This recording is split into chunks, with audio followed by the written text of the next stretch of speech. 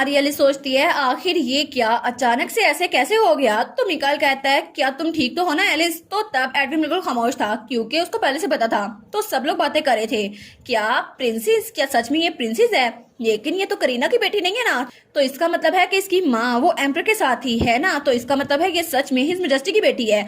लेकिन his majesty ने खुद कहा है, लेकिन उनकी तो कोई औलाद थी नहीं ना इनके अलावा। तो तब हमारी एलिस मिकाइल और एडविन के साथ वहीं पे खड़ी थी। तो तब एम्पर कहता है खामोश, सब लोग बिल्कुल खामोश हो जाएं। और वैसे भी ये एम्प्रेस की बेटी नहीं है, लेकिन एलिजाबेथ वो मेरा ही खून है। और अगर किसी को इस बात पे शक हो रहा है तो मुझे बता दे और सामने आए, मैं उसकी जुबान खुद बंद कर दूंगा। और तब एम्पर कहता है ड्यूक इस्तबान आप सामने आए, क्योंकि अभी तक मेरी बेटी प्रिंसेस को यही भड़ा कर रहे थे और मैं इसके लिए इनका बहुत ज्यादा शुक्रगुजार हूँ। और आपने अभी तक एलिजाबेथ को प्रोटेक्ट करके रखा और उसके अडल्ट बनने तक उसकी हेल्प की, तो प्लीज आगे भी उसकी हेल्प कीजिएगा।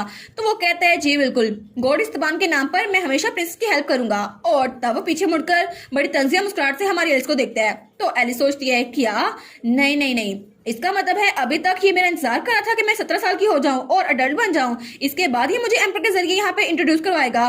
लेकिन क्यों, आखिर ड्यूक ऐसा क्यों कर रहा है? और क्या इनका यही मतलब था कि मुझे एलीट सोसाइटी में इंट्रोड्यूस करवाने वाले हैं? तो इनका मतलब था कि ये मुझे प्रिंसेस के तौर पे इंट्रोड्यूस करवाने वाले हैं। और तब सीन चल होता है और हमें एम्पर और ड्यूक के कमरे में दिखा जाते हैं। तो तब एम्पर कहता है क्या उसकी एबिलिटीज रिवील हो गई? तो ड्यूक कहता है नहीं अभी तक नहीं हुई। तो तब वहां पे वाइन डालता है, वो कहता है टेम्पल की साइड से क्या जवाब है, क्या उन्होंने सोल स्टोन ढूंढ लिया, क्या उसकी लाइट उनको मिल गई? तो ड्यूक कहता है जी उनका काम हो चुका है। तो तब एम्पर कहता है जब तक टेम्पल का काम पूरा नहीं होगा कोई भी इस बात पे यकीन नहीं करेगा कि वो लड़की वो मेरी लिनियत से है और उस पर हमेशा सवाल उठाया जाएगा। तो ड्यूक कहता है ठीक है, तो मैं कोई और तरीका ढूंढता हूँ, जितना जल्दी हो सके उतना जल्दी। तो तब एम्पर बिल्कुल खामोश था, लेकिन तभी एम्पर कहता है क्या हम लोग अभी किस बारे में बात कर रहे थे? तो तब ड्यूक अपनी वाइन पीते हुए कहता है जी योर मेजेस्टी, हम आपकी बेटी प्रिंस के बारे में बात कर रहे थे।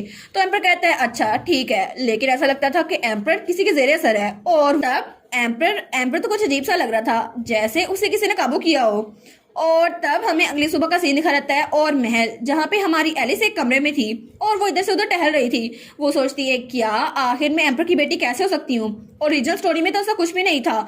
और तब मेरी मॉम करीना वो तो ड्यूक के महल में थी ना, लेकिन अगर वो एम्पर के साथ थी तो उन्होंने ड्यूक इस्तबान से बाद में शादी क्यों की? और ये सब कुछ हो क्यों रहा है? अगर मैं एम्पर की बेटी हूँ तो मैं अभी तक ड्यूक इस्तबान के घर में क्या कर रही थी? और उसका तो दिमाग खराब हो रहा था। वो सोचती है क्या ये मजाक हो रहा है या फिर ये सच में ऐसा ही है, और ये सब कुछ क्यों किया जा रहा है ताकि ड्यूक विंगमैन को कंट्रोल किया जा सके। लेकिन तब वो सोफे पे बैठ गई थी। वो कहती है मुझे तो खुद नहीं पता। तभी दरवाजे पे दस्तक होती है तो एडविन के पास आती है, एलिस क्या मैं अंदर आ सकता हूँ? वो कहती है एडविन हाँ प्लीज अंदर आ जाओ। और तब दरवाजा खुलता है और एडविन वहां पर आता है। तो वो कहती है तुम यहाँ पे कब आए और जब तुम एंटर हुए तो किसी ने तुम्हें रोका नहीं? वो कहता है नहीं नहीं, किसी के पास कोई रीजन नहीं है मुझे रोकने के लिए। तो तब वहां पे बैठता है। वो कहता है तुम्हें क्या हुआ, तुम्हारा मुंह क्यों बना हुआ है? वो कहती है लगता है मेरा सर दर्द कर रहा है क्योंकि मुझे सही से नहीं पता कि आखिर मेरी बर्थ का सीक्रेट क्या है, और वैसे भी तुम्हें देखकर मेरा मूड थोड़ा इंप्रूव हो गया है। तो वो कहता है क्या क्या तुम सच में प्रिंसेस नहीं बनना चाहती थी? तो वो कहती है मुझे नहीं पता, मुझे सच में नहीं पता। तो वो कहता है अगर तुम्हें ये नहीं चाहिए तो बस मुझे कह दो एलिस,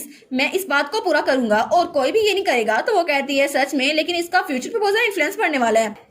तो तब एलिस कहती है क्या तुम्हें पहले से पता था कि मैं असल में एम्पर की बेटी हूँ? तो वो कहता है हाँ, जब एम्पर वहां पे आया था उससे पहले मुझे पता चल गया था, लेकिन अगर मुझे उससे पहले पता होता तो मैं कभी भी तुमसे ये बात छुपाता ना। तो तब एडमिन कहता है ये कितना अनोइंग है ना।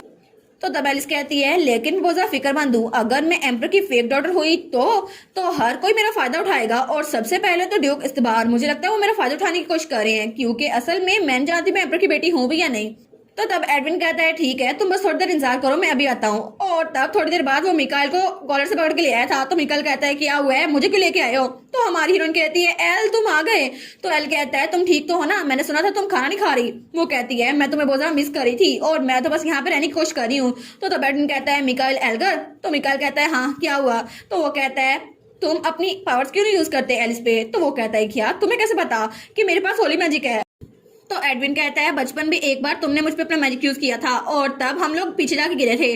तो हमारी सोचती है अच्छा तो इतनी सारी चीजें हो गई मुझे पता भी नहीं चला। तो वो कहता है हाँ, और मैंने सुना था कि एम्पर की पूरी नस्ल में किसी न किसी के पास मैजिक होता है, तो मुझे लगता है कि एलिस के पास भी कोई ना कोई एबिलिटी होगी और अगर तुम अपनी पावर यूज करो तो उसका पता लगाया जा सकता है। वो कहता है ठीक है, और तब अपनी होली मैजिक यूज करता है और तब वहां से रोशनी निकलती है तो मिकल कहता है क्या, क्योंकि एलिस के इर्द गिर्द सुनहरी कलर की लाइट थी। तो वो कहती है सच में, इसका मतलब है मेरे पास कोई एबिलिटी है। तो वो कहता है मेथड तो बहुत ज्यादा इफेक्टिव है, लेकिन वो लाइट गायब हो गई थी। तो तब एडविन कहता है इसको सिर्फ टेंपल के सोल स्टोन के जरिए पता करा जा सकता है। तो हमारी सोचती है इन शॉर्ट इसका मतलब है कि मुझे फ्रॉड होने के तौर पे एग्जीक्यूट नहीं किया जा सकता ना, मैं सच में एम्पर की बेटी हूँ। तो एडविन कहता है एलिस क्या अब तुम जरा सिक्योर हो गई। वो कहती है हाँ हाँ बहुत ज्यादा, थैंक यू एडविन और एल, तुम दोनों का थैंक यू। लेकिन तभी उसके पेट से आवाज आती है। तो तब वो दोनों कहते हैं क्या, तो हमारी एलिस तो थोड़ी शर्मिंदा हो गई थी, लेकिन वो ढीठों की तरह हंसते हुए कहती है मुझे तो भूख लगी है, चलो ना हम तीनों जाकर खाना खाते हैं। तो वो दोनों कहते हैं हाँ हाँ ठीक है। तो मिकाएल कहता है ये तो कुछ ज्यादा ही सिंपल है, हालांकि प्रिंसेस भी बन गई है लेकिन अभी तक सेम टू सेम वैसे ही है हमारी पुरानी एलिस। और तब सीन शुरू होता है और हमें अगले दिन का सीन दिखा रहता है जब एलिस एम्पर के दरवाजे के सामने खड़ी थी। तो तभी दरवाजा खुलता है और एलिस वो कमरे में आती है। तो एम्पर खड़ा होता है, वो कहता है मेरी प्यारी बेटी एलिजाबेथ। तो एलिस कहती है नाइस टू मीट यू। वो कहता है नहीं नहीं, तुम्हें मुझे ग्रेट करने की जरूरत नहीं है, बस आराम से बैठ जाओ मेरी बेटी। और फिर वो कहता है मुझे इस वक्त तुम्हें बुलाने चाहिए था, हालांकि सुबह सुबह का वक्त है, लेकिन तुमसे मिलने की मुझे बहुत ज्यादा जल्दी थी। वो कहती है जी जी मुझे भी ऐसे महसूस होता है।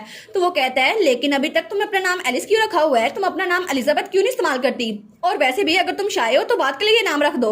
वो कहती है जी योर मैजेस्टी। और वो सोचती है मुझे सुबह सुबह बुला लिया, मुझे तो पता भी नहीं इनसे बात क्या करनी है। तो एम्पर कहता है मुझे बहुत ज्यादा खुशी हो रही है कि मेरी बेटी मेरे सामने बैठी है। तो हमारी सोचती है लेकिन ये कितना अजीब नहीं है, 17 साल बाद ये अपनी बेटी से मिल रहे हैं और अचानक से उससे इतना ज्यादा प्यार जता रहे हैं। तो वो कहता है लेकिन मुझे लगता है हम लोग फैमिली है तो तुम मुझे आराम से डैड कह सकती हो। तो वो कहती है नहीं नहीं, आखिर में इतनी हिम्मत कैसे हो सकती है। लेकिन वो दिल में सोचती है अभी तक तो मैं अपने नाम को कबूल नहीं कर पा रही, इनको अपना डैड कैसे मानूं। तो तब वो कहता है ठीक है सब कुछ बदल जाएगा, जब तुम चाहो तब मुझे डैड कह सकती हो, तब तक तुम ऐसे ही रह सकती हो, ठीक है। और तब वो कहता है ठीक है, तो तुम अगर कंफर्टेबल हो गई हो तो मुझे तब डैडी कहना। वो कहती है थैंक यू। और तब वो कहता है इनफैक्ट मैंने तुम्हें सुबह सुबह इसलिए बुलाया ताकि तुम्हारी एबिलिटी का टेस्ट ले सकूं। वो कहती है एबिलिटी टेस्ट। तो वो कहता है हाँ तुम्हें पता है ना रॉयल लिनियज में हर किसी के पास कोई ना कोई एबिलिटी होती है। तो वो कहती है हाँ हाँ मैंने इस बारे में सुना है। तो वो कहता है लेकिन जब मैंने तुम्हारे बारे में सबको अनाउंस किया तो सबको तुम्हारी आइडेंटिटी पे शक हो रहा था, इसलिए तुम्हारी एबिलिटी को टेम्पर के जरिए टेस्ट करवाना चाहिए और इसके लिए थोड़ा रिचुअल होता है जिसकी वजह से गॉडेस ये पता करेगी कि तुम्हारे पास वो मैजिक है या फिर नहीं, और इससे सबको पता चल जाएगा कि तुम मेरी बेटी हो। वो कहती है जी मैं जानती हूँ। लेकिन हमारी सोचती है इसका मतलब है कि इनको ये बात पक्की है कि मैं इनकी बेटी हूँ, लेकिन कैसे। तो तब वो सोचती है क्या पता कि एम्पर सच में मेरी मॉम करीना को पसंद करते हो और इसीलिए मेरी मॉम उनके साथ थी। लेकिन बाद में ऐसा क्या हो गया कि उनको ड्यूक के पास उनको भेजना पड़ा और ड्यूक मेरी मॉम को और मुझे प्रोटेक्ट करे थे, शायद एम्पर के कहने पे।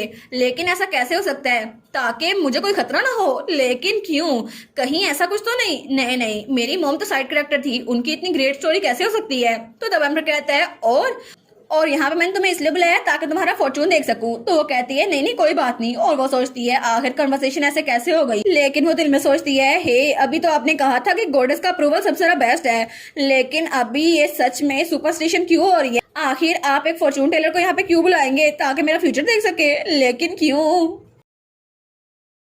और इसी के साथ ये वाला पार्ट यहीं पर ख़त्म। तो आप लोग बताइएगा आप लोग को ये पार्ट कैसा लगा, और वीडियो को लाइक और चैनल को सब्सक्राइब लाजमी कीजिएगा। बाकी वीडियोस का लिंक भी स्क्रीन पर नज़र आ रहा होगा, तो काइंडली उनको भी चेकआउट कर लें। और thank you so much for watching my videos. Stay safe, bye bye.